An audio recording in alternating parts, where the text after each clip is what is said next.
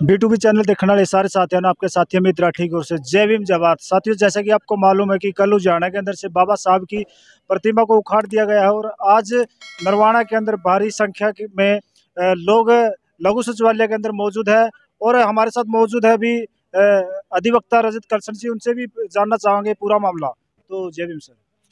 जय भीम साहब। तो सर पूरा मामला क्या है, इसके बारे में थोड़ा सा बताने का। पूरा मामला सर ये है कि इसी साल 26 नवंबर को कॉन्स्टिट्यूशन डे पे हमारे गांव के जो साथी हैं, जो डॉक्टर बी आर अम्बेडकर सभा के पदाधिकारी भी हैं, उन युवाओं ने गांव में एक सार्वजनिक जगह है, उस जगह पर बाबा साहब की प्रतिमा स्थापित की थी और चबूतरा बना के वो प्रतिमा स्थापित की गई थी। और वो प्रतिमा जिस जगह पे स्थापित की गई थी वो नेशनल हाईवे के नज़दीक लगती है, प्राइम लोकेशन पर है। उस ज़मीन पर जो भूमाफिया के लोग हैं उनकी काफ़ी समय से नज़र थी, जो उस पर कोई दुकान वकान बनाना चाहते हैं या कोई कॉलोनी काटना चाहते हैं, इस तरह की उनकी नीयत थी और ये ज़मीन सरकारी बताई जा रही थी। तो जैसे ही अब नया सरपंच ने कार्यभार संभाला, ये सरपंच खुद इस ज़मीन पे पहले इसने कब्जा किया हुआ था, क्योंकि अब इलेक्शन लड़ना था इसको, तो इसलिए इसको अवैध कब्जा हटाना पड़ा था वहाँ से। लेकिन इसकी नीयत शुरू से उस ज़मीन पे टिकी हुई थी और बाबा साहब की प्रतिमा जो हमारे साथियों ने रखी, वो प्रतिमा इनके रास्ते में अड़चन पैदा कर रही थी। तो इनके गांव का ही एक IPS अधिकारी है जो चंडीगढ़ पुलिस में IG के रैंक पर बताया जा रहा है, कुलदीप चहल, वो इसी गांव का है और एक जाति विशेष से है। और यहाँ का नरवाना का जो SDM है वो भी जाति विशेष से है और जो ये सरपंच, जो मौजूदा सरपंच है, ये भी एक पर्टिकुलर कास्ट से है, तीनों एक ही कास्ट से हैं। और इस ज़मीन पे कब्जा करने के लिए और कब्जे में अड़चन पैदा कर रही बाबा साहब की प्रतिमा को हटाने के लिए इन लोगों ने एक कॉन्स्पिरेसी रची, साजिश रची और उस साजिश के तहत इस SDM ने एक कोई अपना ऑफिस ऑर्डर जारी किया।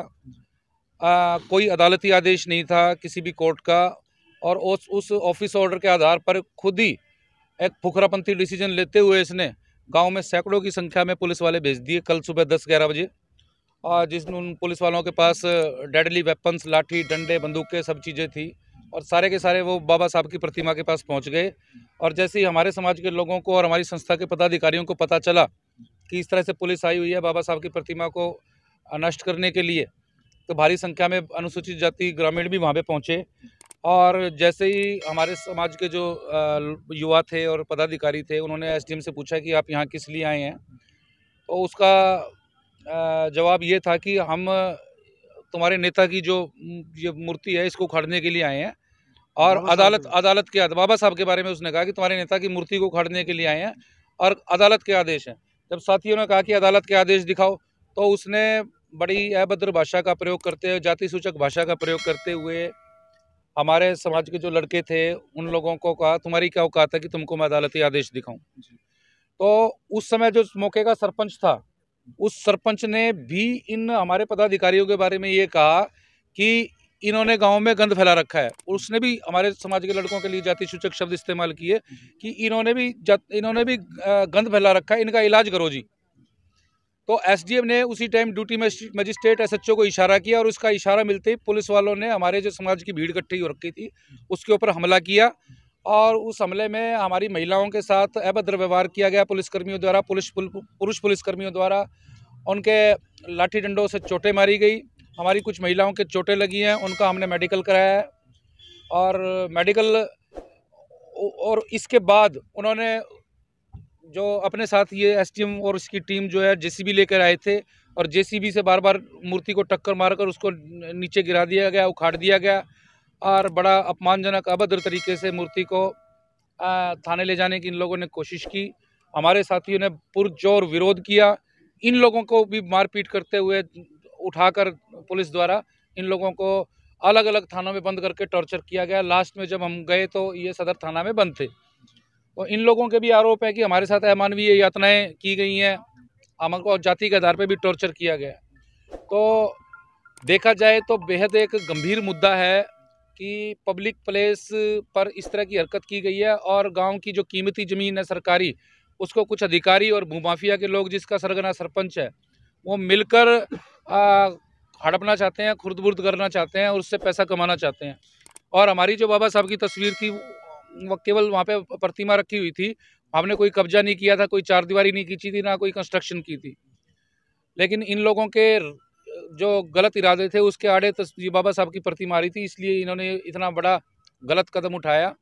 और इस बारे में कल भी हमारे समाज के लोगों ने धरना प्रदर्शन किया था, जुलूस निकाला था। आज भी डॉक्टर अम्बेडकर भवन से लेकर यहाँ तक जुलूस की शक्ल में है, सरकार के खिलाफ नारेबाजी की है।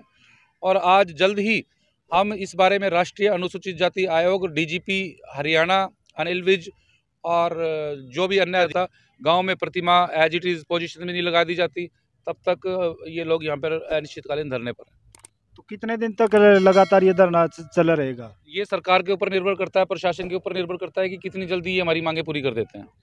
तो ये थे हमारे साथ एडवोकेट रजत कलसन जी, जिन्होंने इसको काफ़ी गंभीरता से लिया है और इनका कहना है कि ये मामला कोई छोटा मोटा मामला नहीं है, एक गंभीर मुद्दा है। तो लगातार इस प्रकार की कार्रवाई होती रहेगी, आगे भी इनका जो स्टेप रहेगा वो भी हम आपको दिखाते रहेंगे। तो आप अपने चैनल को ज़्यादा से ज़्यादा लाइक, कमेंट, शेयर और सब्सक्राइब करिए। तो बने रहिए मेरे साथ आगे की अपडेट के लिए। जय भीम, जय भारत।